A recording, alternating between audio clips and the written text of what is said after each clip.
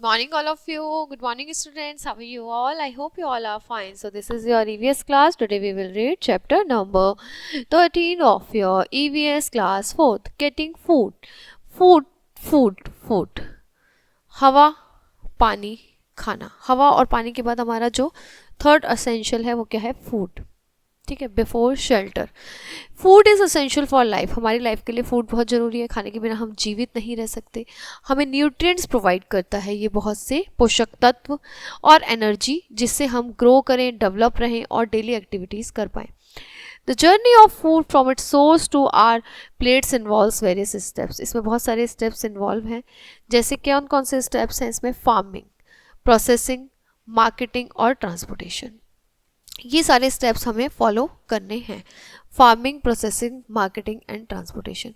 Understanding this steps helps us appreciate the efforts and resources required to produce the food we eat.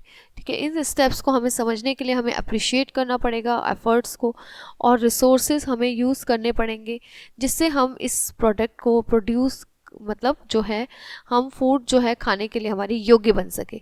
Learning about where our food comes from also encourage us to make informed choices about our diet. ठीक है. ये हमारी जो diet है इसके बारे में choices हमें देता है ये. It highlights the importance of sustainable practices in food production.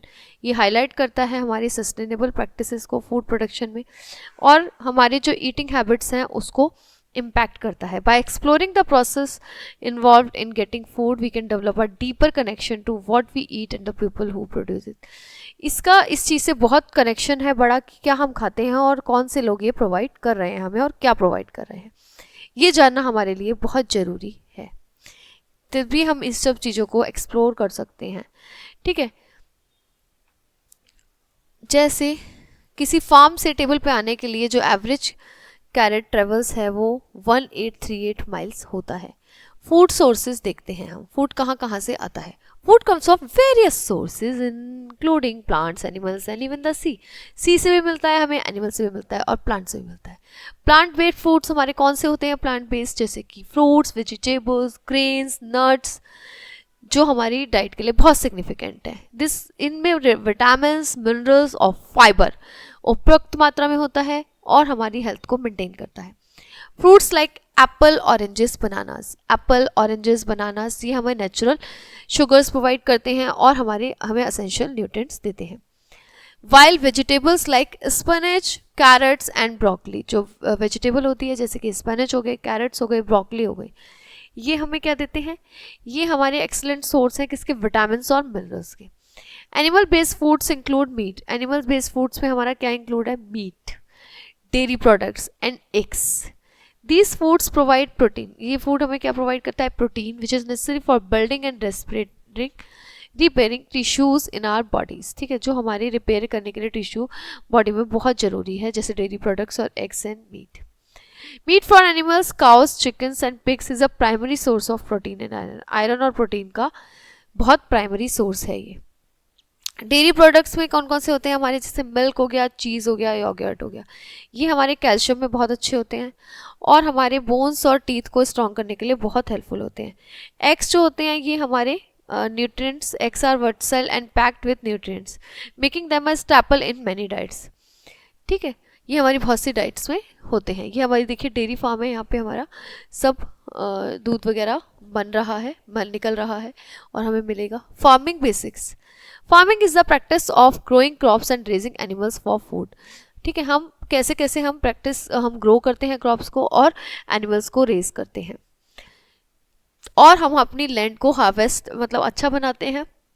इसकी हमारी स्टेजेस हैं. क्या है? सबसे पहले हम सॉइल को अच्छे से प्रिपेयर करेंगे. Farmers begin by preparing the soil which involves ploughing, tilling and adding fertilisers. हम क्या करेंगे? सॉइल में ये सब फर्टिलिटी ऐड करेंगे. This creates a suitable environment for seeds to generate and go. ये हमें सुटेबल एनवायरनमेंट प्रोवाइड करता है हमारी बीजों को, कि वो अच्छे से ग्रो कर पाए. फिर हम सीड्स को प्लांट करेंगे. Once the soil is ready, farmers plant seeds. जब सॉइल रेडी हो जाएगी तो फार्मर बीज बो देंगे. The type of seeds planted depends on the crops that it grow. ठीक है. जो ग्रो है, क्रॉप कैसे ग्रो करेगी. Some common crops include wheat. कुछ कॉमन क्रॉप्स हैं, कौन कौन सी हैं हमारी? जैसे wheat, corn, rice and soybeans. Next आता है हमारा इरिगेशन। इरिगेशन क्या है हमारा? सिंचाई। सिंचाई देंगे हम, उनको पानी देंगे क्रॉप्स को, एडिक्वेट वाटर देंगे, स्प्रिंकल्स के through, deep irrigation, drip irrigation और फ्लडिंग द फील्ड्स, फील्ड्स को फ्लडिंग करके। पेस्ट कंट्रोल, अब हम पेस्टिसाइड्स डालेंगे जिससे हमारी जो डिसीजेज हैं वो ना हो और क्रॉप्स जो है वो ख़राब ना हो। प्रीडेटर्स एंड केमिकल पेस्टिसाइड्स और ऑर्गेनिक मेथड्स यूज़ करेंगे हम पेस्टिसाइड्स को मैनेज करने के लिए। फिर हम करेंगे हार्वेस्टिंग, जब क्रॉप्स मैच्योर हो जाएंगी तो उनको काटेंगे। ये मैनुअली भी हो सकता है और मशीन से भी हो सकता है। फिर उसको जो बनेगा हमारा प्रोड्यूस, उसको क्लीन करेंगे, सॉर्ट करेंगे, स्टोर करेंगे, ट्रांसपोर्ट करेंगे आगे की प्रोसेसिंग के लिए। कैसे करेंगे प्रोसेसिंग वो हम देखते हैं। सबसे पहले क्लीनिंग सॉर्टिंग होगी। क्लीनिंग सॉर्टिंग होगी, उसमें डर्ट वगैरह, डिब्रिस सब रिमूव हो जाएगा, कोई डैमेज पार्ट्स तो नहीं है। हाई क्वालिटी प्रोड्यूस जो है वो कंज्यूमर तक पहुंचेगा। प्रिजर्वेशन, प्रिजर्वेशन कैसे होगी बेटा? Various methods are used for preserve foods and extend shelf life. This include refrigeration, freezing, drying, canning and adding preservatives. उसमें प्रिजर्वेटिव्स ऐड करके, फ्रीज करके, उसे रेफ्रिजरेट करके और सुखा के और डिब्बा बंद करके। पैकेजिंग, अब फूड जो है वो पैकेज किया जाएगा जिससे वो डैमेज ना हो और दूषित ना हो, ठीक है। ट्रांसपोर्टेशन किया जाएगा अब उसको। Packaging also provides important information the product, ये हमें इंपॉर्टेंट इन्फॉर्मेशन देता है प्रोडक्ट के बारे में। अब कुकिंग एंड प्रिपरेशन, अब जो कुकिंग है, बेकिंग है, फ्राइंग है, जैसे पहले आपका कोई प्रोडक्ट है उसको बनाने से पहले कई बार आपको क्या करना होता है, कुक करना होता है, बेक करना होता है, फ्राई करना होता है, तो वो भी आप करके देंगे जिससे वो रेडी टू ईट हो और घर पे कम टाइम लगे बनाने में। फिर उसके बाद क्वालिटी, क्वालिटी बहुत ज़रूरी है कि हम उसकी क्वालिटी को मेज़र करें ठीक से, सेफ्टी और क्वालिटी स्टैंडर्ड्स को फॉलो करें, ठीक है, जिससे कोई भी चेकिंग हो तो प्रॉपर लेबलिंग होनी चाहिए और प्रॉपर क्वालिटी मेंटेन होनी चाहिए। अब आते हैं हम अपने मार्केट सिस्टम पे। Food reaches consumer through various market system हमारे बहुत सारे होते हैं। कुछ हमारे local market, supermarket, online stores. Local markets में क्या होता है हमारा, जैसे फार्मर्स मार्केट्स होती हैं जिसमें फ्रेश और लोकली प्रोड्यूस डायरेक्टली फार्मर से ही खरीद के ले जाते हैं। सुपर मार्केट में क्या होता है, एक लार्जर रिटेल स्टोर होता है, वहाँ पर बहुत सारी वैरायटी का फूड होता है, फ्रेश पैकेज फूड सब कुछ वहाँ पर अलग अलग, जिसको जो कन्वीनियंट है वो खरीदे, एक ही लोकेशन पे सब मिलता है आपको। ऑनलाइन स्टोर्स होते हैं, उसमें क्या है आपका ऑर्डर करो फूड और आपके घर पे डिलीवरी हो जाएगी। तो ईच मार्केट सिस्टम हर मार्केट सिस्टम का अपना एक एडवांटेज है। ये फार्मर मार्केट है और ये सुपर मार्केट है। हर मार्केट का अपना एडवांटेज है। लोकल मार्केट जो है वो फ्रेश और ऑर्गेनिक फूड प्रोड्यूस करते हैं, वाइल सुपर मार्केट जो है वो उसमें चॉइसेस और कन्वीनियंस बहुत ज़्यादा हो जाता है। और ऑनलाइन स्टोर में फ्लेक्सिबिलिटी होती है, टाइम की भी, और होम डिलीवरी सर्विसेज होती है। अब आता है हमारा ट्रांसपोर्टेशन फूड का कैसे होगा। यहाँ पर मार्केट और स्टोर्स में एक क्रिटिकल स्टेप्स फॉलो होगा। Different modes of transport use होते हैं, जैसे ट्रक्स के थ्रू आता है, ट्रेन्स में आता है, शिप्स में आता है, एरोप्लेन्स में आता है।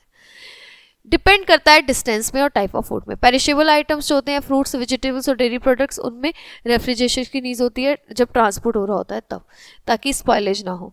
इफेक्टिव ट्रांसपोर्टेशन जिस होता है फ्रेश और जो है वो कंज्यूमर के पास अच्छी कंडीशन में पहुंचे। It's also contribute to carbon emissions and environmental effect, जो कार्बन एमिशंस और एनवायरमेंटल के इफेक्ट हैं, गैसेज हैं, उससे भी बच सके। लोकली सोर्स फूड जो है, जो लोकली सोर्स्ड मतलब लोकल से ही मिल जाता है, उससे हमारा एनवायरमेंट फुटप्रिंट जो है वो कम हो जाता है फूड ट्रांसपोर्टेशन का, मतलब हमारा ट्रांसपोर्टेशन बच जाता है और एनवायरमेंट भी इफेक्ट होने से बच जाता है। अब उसके बाद हमने ये पढ़ा पूरे चैप्टर में बेटा कि हमें प्लांट्स और एनिमल्स से डिफरेंट टाइप के फूड मिलते हैं। इसके लिए सॉइल को प्रिपेयर करना, plant seed, irrigation, pest control, harvesting, ये सारे स्टेप्स हैं। प्रोसेसिंग होगी, क्लीनिंग होगी, सॉर्टिंग होगी, प्रिजर्व होगा, पैकेज होगी और क्वालिटी कंट्रोल के, तब हमारे पास खाना पहुंचेगा। कंज्यूमर के थ्रू कैसे कैसे आता है कंज्यूमर के पास, लोकल मार्केट, सुपर मार्केट और ऑनलाइन स्टोर्स।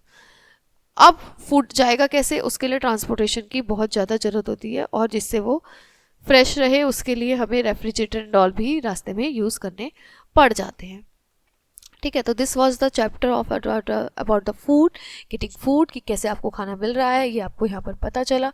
अब आपको आगे से ये सब ध्यान रखना है, गुणवत्ता चेक करनी है कि जो फूड है वो एक्सपायर ना हो, ध्यान से आप देख कर खाएँ, ठीक है, कि आप सही मात्रा में और सही तरीके से आप खाना खा रहे हैं, ऐसा आप ध्यान रखिए। ठीक है, तो चैप्टर आपका यहीं पे ओवर होता है। हम आपको नेक्स्ट क्लास में मिलते हैं नए चैप्टर के साथ। तब तक के लिए bye bye, have a nice day students, bye.